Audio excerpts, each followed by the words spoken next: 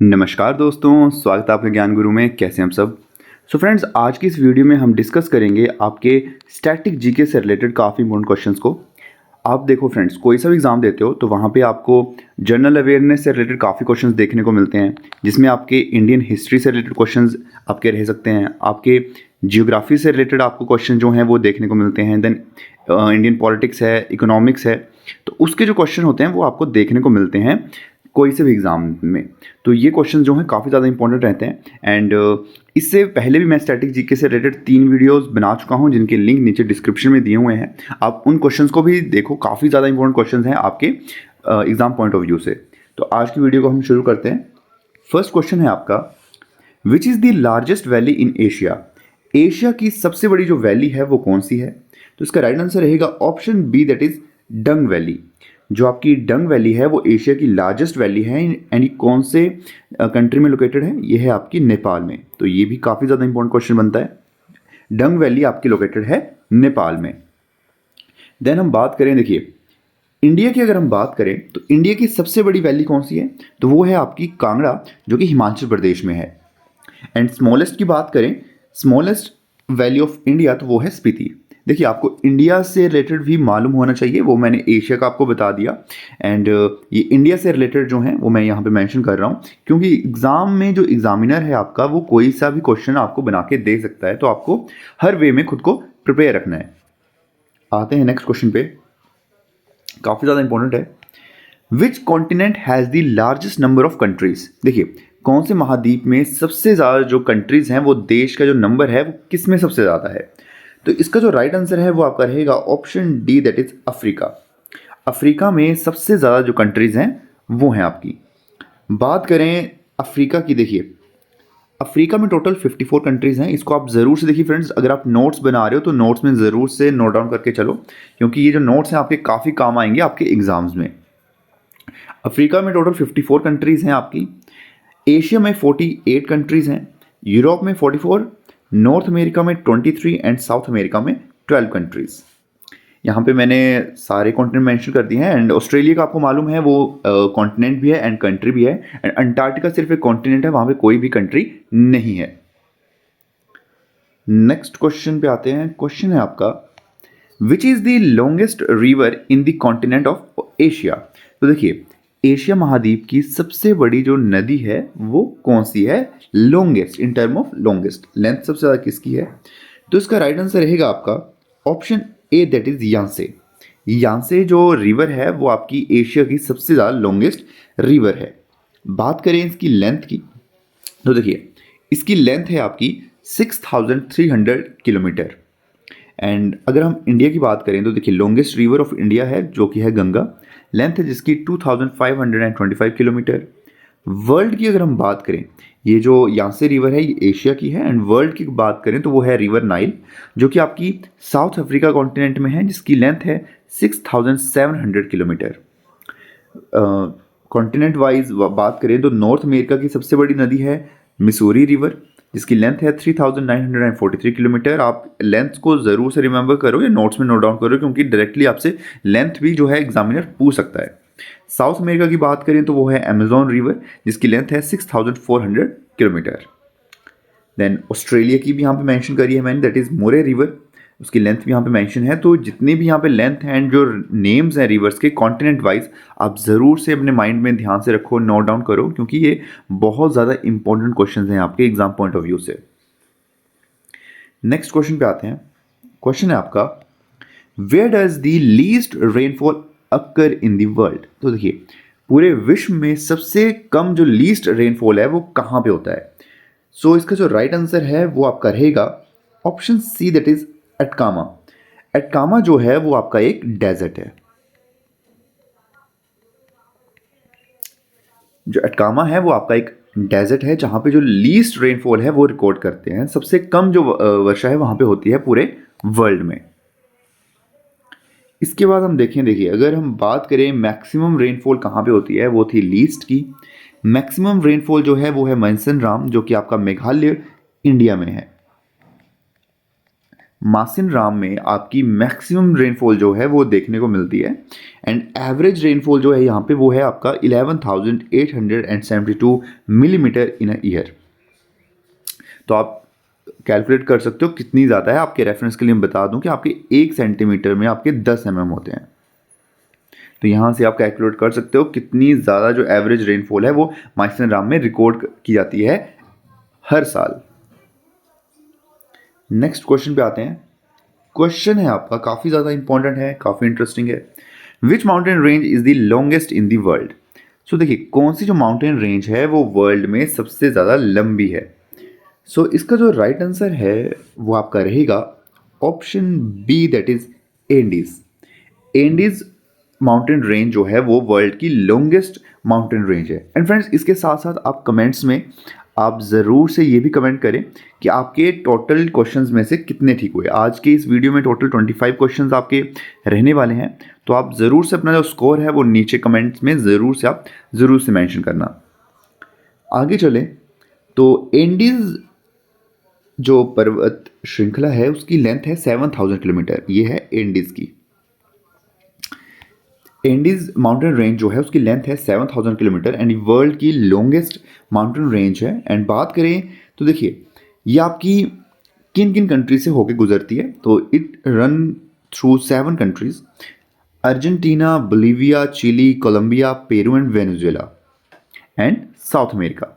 आपकी ये 7 जो कंट्रीज हैं वहाँ से ये होके गुजरती है आपकी एंडीज पर्वतमाला। बात करें देखिए ओल्डेस्ट की, oldest mountain range in the world कौन सी है, तो ओल्डेस्ट है आपकी Barberton mountain range in South Africa. South Africa में आपकी बारबेटन माउंटेन रेंज है जो कि वर्ल्ड की ओल्डेस्ट माउंटेन रेंज है। Very very important question. And इसकी अगर हम बात करें इसकी एज की, तो इसकी एज है एस्टिमेटेड 3.5 बिलियन ईयर्स ओल्ड। ये 3.5 बिलियन ईयर्स जो है इसकी जो एज है वो मेज़र करी गई है। नेक्स्ट आते हैं, देखिए बात करें अगर हम इंडिया की ओल्डेस्ट, वो वर्ल्ड की हमने बात करी, आपको इंडिया का भी मालूम होना चाहिए। इंडिया की ओल्डेस्ट माउंटेन रेंज की बात करें तो वो है आपकी अरावली, जिसकी जो एज है वो अप्रोक्स 67 यानी कि 67 करोड़ साल जो ओल्ड है वो उसकी एज मेज़र करी गई है।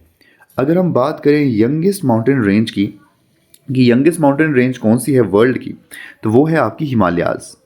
हिमालयाज़ जो है वो वर्ल्ड की यंगेस्ट माउंटेन रेंज है जिसकी जो एज है वो अप्रोक्स अभी 70 मिलियन ईयर्स ओल्ड नहीं है, मतलब वो अभी 7 करोड़ जो है उसकी एज है। बात करें हिमालयन माउंटेन रेंज की, तो देखिए वो अभी भी ग्रो हो रहा है, जिसकी जो एवरेज पर ईयर जो ग्रोथ है वो है 5 मिलीमीटर की जो उसकी ग्रोथ है वो हर साल मेज़र करी जा रही है जो हमारी हिमालयन माउंटेन रेंज है।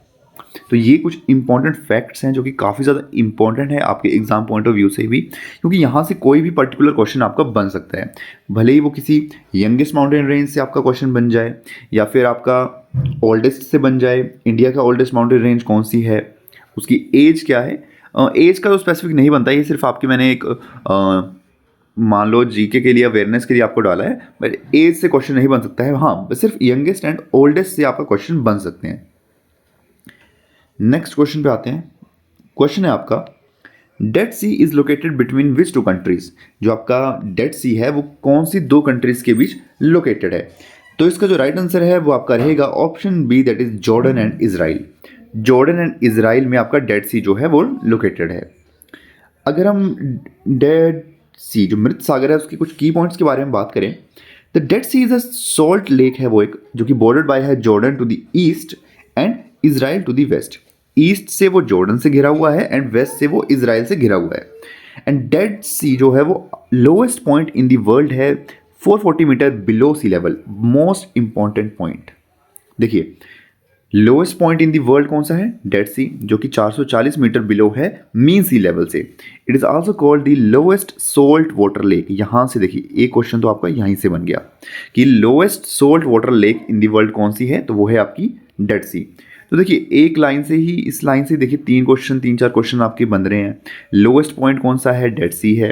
कितना बिलो है वो मीन सी लेवल से, 440 मीटर। एंड अनदर नेम है इसका लोएस्ट सॉल्ट वाटर लेक भी है। तो देखिए आपको ध्यान से रीड करनी है लाइंस भी, यहीं से आपके क्वेश्चन बनते हैं। नेक्स्ट क्वेश्चन पे आते हैं। क्वेश्चन है आपका which country is the world largest uranium producer? Uranium की सबसे बड़ी जो प्रोडक्शन कंट्री है जो प्रोड्यूस करती है यूरेनियम को, वो कौन सी है? तो इसका जो राइट आंसर है वो आपका रहेगा कजाकिस्तान। कजाकिस्तान की जो है वो यूरेनियम की लार्जेस्ट प्रोड्यूसर है इन दी वर्ल्ड। अगर हम यूरेनियम के बारे में कुछ इम्पोर्टेंट बात करें जो कि काफ़ी ज़रूरी है आपके लिए, जो यूरेनियम है वो एक radio active silvery white metal है दैट अक्कर नेचुरली, वो एक नेचुरल रूप में पाया जाता है अर्थ की क्रस्ट पे, soil, water and even in are bodies, हमारी बॉडीज में भी है वो। इट इज़ यूज्ड, अब इसका यूजेस क्या है? It is use to generate nuclear power and in weapons, वो जो न्यूक्लियर पावर है उसमें इसका यूज़ किया जाता है एंड वेपन्स बनाने में भी इसका यूज़ किया जाता है। देखिए और इसके यूजेस क्या हैं वो मैंने यहाँ पे मेंशन करे हैं। जैसे यूरेनियम यूज़ किया जाता है shielding material for radio active materials में, देन काउंटर वेट्स में यूज़ किया जाता है, एयरक्राफ्ट कंट्रोल सर्विसेज में यूज़ किया जाता है, ये blast for missiles re entry vehicles में यूज़ किया जाता है।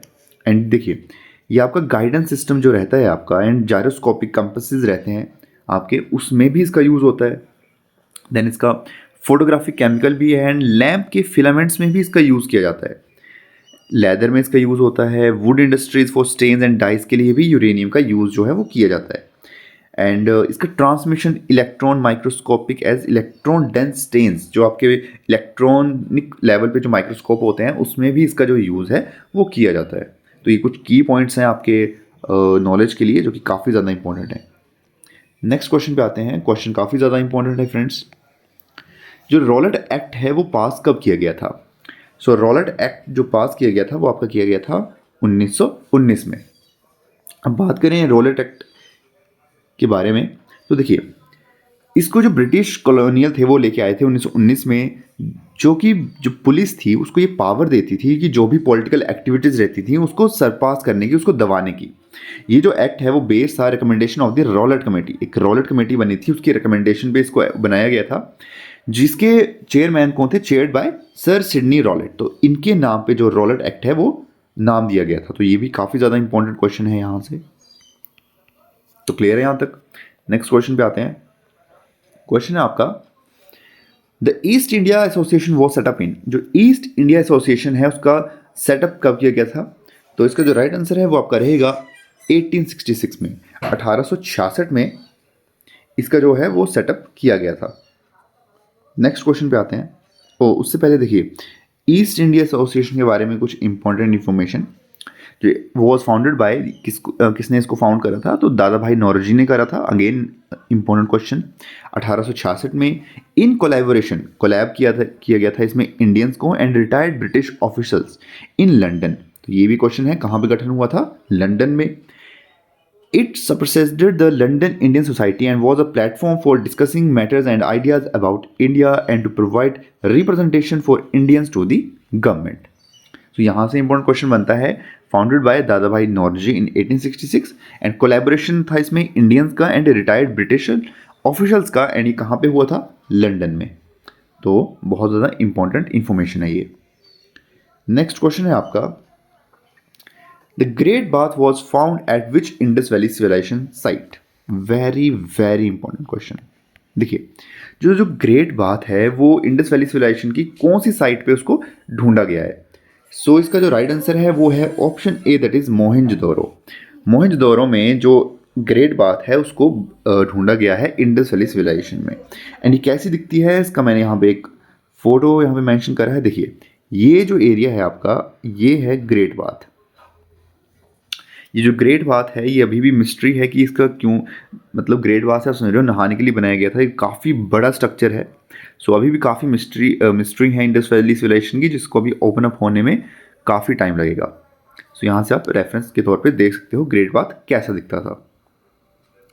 नेक्स्ट क्वेश्चन पे आते हैं।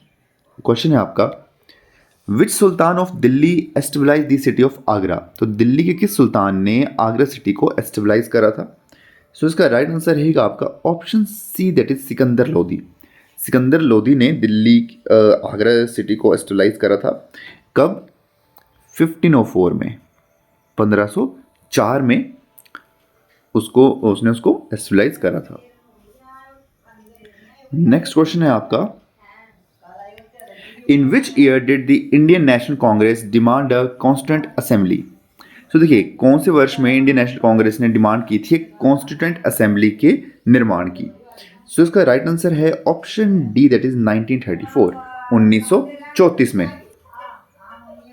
नेक्स्ट क्वेश्चन है आपका, in which 5-year plan was the National Bank for Agriculture and Rural Development, that is NABARD, establish? So देखिए कौन से 5-year प्लान में जो आपका नबार्ड बैंक है उसकी एस्टेब्लाइजेशन करी गई थी? सो इसका जो राइट आंसर है वो आपका रहेगा option D, that is 6th 5-year plan में जो national bank of agriculture and Rural development है उसको एस्टेब्लाइज किया गया था। नेक्स्ट क्वेश्चन है आपका, who regulates and supervise the Indian stock market? So अगर आप में से काफ़ी स्टॉक मार्केट में पैसा लगाते हैं तो आपको ये ज़रूर मालूम होना चाहिए कि इसको रेगुलेट एंड सुपरवाइज कौन सी जो एंटिटी है वो करती है। सो इसका राइट आंसर रहेगा आपका option C, that is SEBI। अब SEBI की फुल फॉर्म क्या है? That is securities.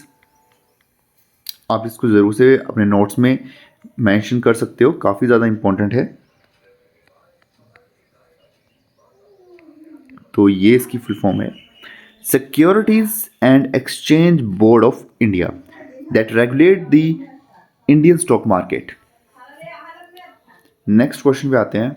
क्वेश्चन है आपका, the concept of directive principles of state policy in our constitution was taken from which constitution? तो जो डायरेक्टिव प्रिंसिपल्स हैं हमारे state policy in our constitution में, उसको कौन सी कंट्री से अडॉप्ट किया गया है, लिया गया है? That is Ireland. काफ़ी ज़्यादा इंपॉर्टेंट क्वेश्चन है फ्रेंड्स ये, क्योंकि कॉन्स्टिट्यूशन से देखिए कोई भी एग्जाम देते हो पॉलिटिक्स आपकी वहाँ पे रहती है ना, कॉन्स्टिट्यूशन से रिलेटेड भी काफ़ी क्वेश्चन देखने को मिलते हैं जहाँ पे आर्टिकल से रिलेटेड भी क्वेश्चन आपके बनते हैं। देन इस टाइप के क्वेश्चन भी आपके बनते हैं कि कैपिटल क्या है आपकी कनाडा की, वो आपको बताना है। सो कनाडा की जो कैपिटल है वो आपकी है Ottawa. Ottawa is the capital of Canada. Next question है आपका, which of the following countries is not a member of the G7? तो G7 जो ग्रुप है उसकी कौन सी जो कंट्री है वो मेंबर नहीं है? तो इसका जो राइट आंसर है दैट इज चाइना। चाइना जो है वो G7 की मेंबर नहीं है। अब बात करें कौन कौन सी इसके मेंबर्स हैं, ये भी आपको मालूम होना चाहिए। G7 में है Canada, France, Germany, Italy, Japan, United kingdom and United states.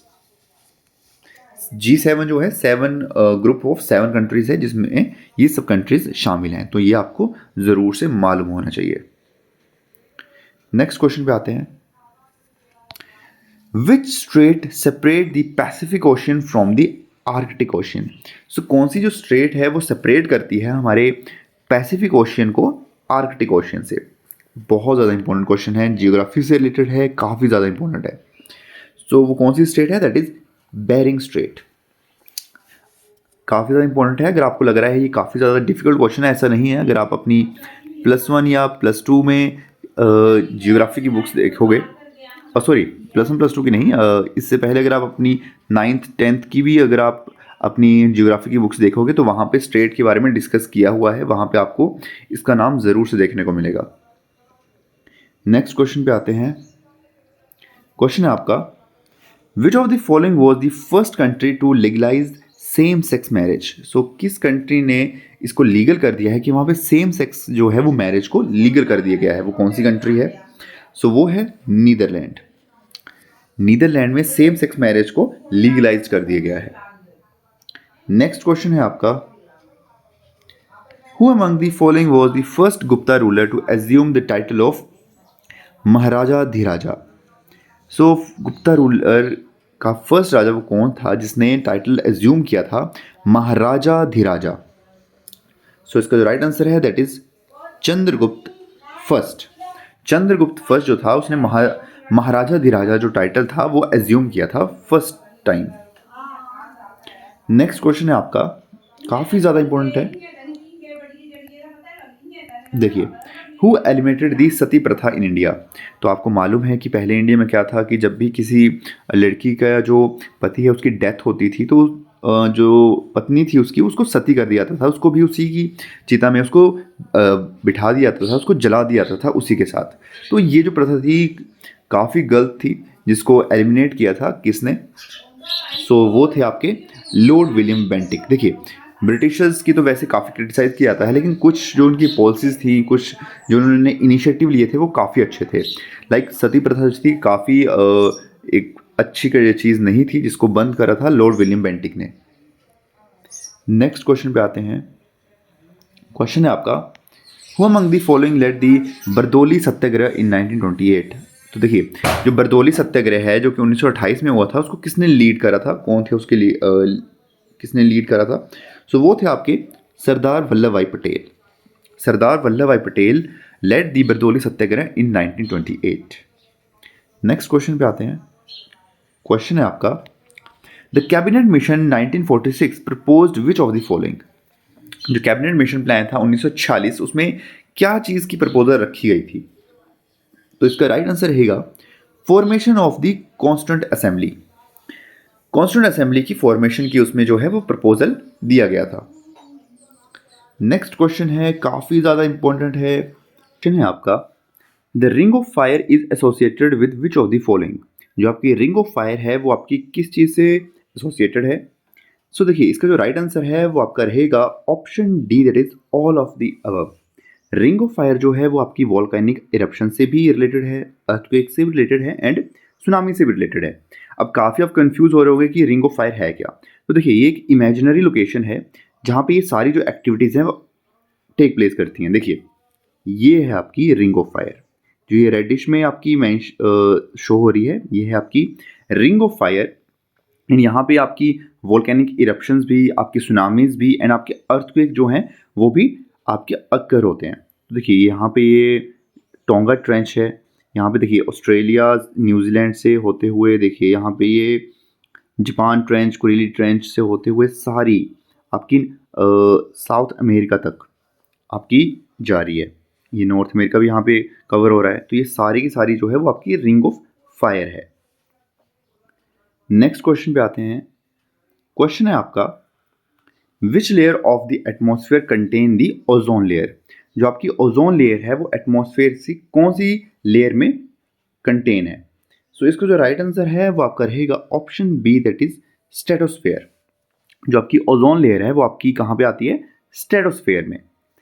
So friends ये थे आज के स्टैटिक जीके से रिलेटेड क्वेश्चंस। आई होप आपको ये वीडियो पसंद आई होगी, क्योंकि देखिए ये जितने भी आपके जनरल अवेयरनेस से रिलेटेड क्वेश्चंस हैं ये आपकी काफ़ी हेल्प करते हैं आपके एग्जामिनेशंस में, क्योंकि आपके जनरल अवेयरनेस के जो क्वेश्चंस हैं वो आपको देखने को मिलेंगे। चाहे आप कोई सा एग्ज़ाम्स हो, आप IBPS का एग्ज़ाम देते हो, जो आपका बैंकिंग का एग्ज़ाम रहता है, उसमें जो आपका पेपर 2 रहता है प्री के बाद, वहाँ पे भी आपको जनरल अवेयरनेस देखने को मिलता है। बैंकिंग अवेयरनेस होता है वहाँ पे एंड जनरल अवेयरनेस भी देखने को मिलता है। तो ये जो क्वेश्चन है आपको हर जगह देखने को मिलेंगे। भले आप किसी स्टेट लेवल का एग्ज़ाम दे रहे हो, भले ही आप HP का कोई भी एग्ज़ाम दे रहे हो, हिमाचल का, वहाँ भी आपको देखने को मिलेगा। आप पंजाब से हो, वहाँ का कोई एग्ज़ाम दे रहे हो, वहाँ भी आपको जो इस टाइप के जो क्वेश्चंस रहते हैं जिसमें आपका ऑल ओवर आपका history, geography, economics, politics, constitution India का, वो सब क्वेश्चंस आपको देखने को मिलेंगे। तो ये क्वेश्चंस आप ज़रूर से आप ध्यान में रखो, अपने नोट्स बनाते रहो, ये क्वेश्चन आपकी काफ़ी हेल्प करेंगे। सो आई होप आपको आज की वीडियो पसंद आई होगी। तो आप ज़रूर से वीडियो को लाइक करो, शेयर करो एंड यार चैनल को ज़रूर से सब्सक्राइब करके जाओ।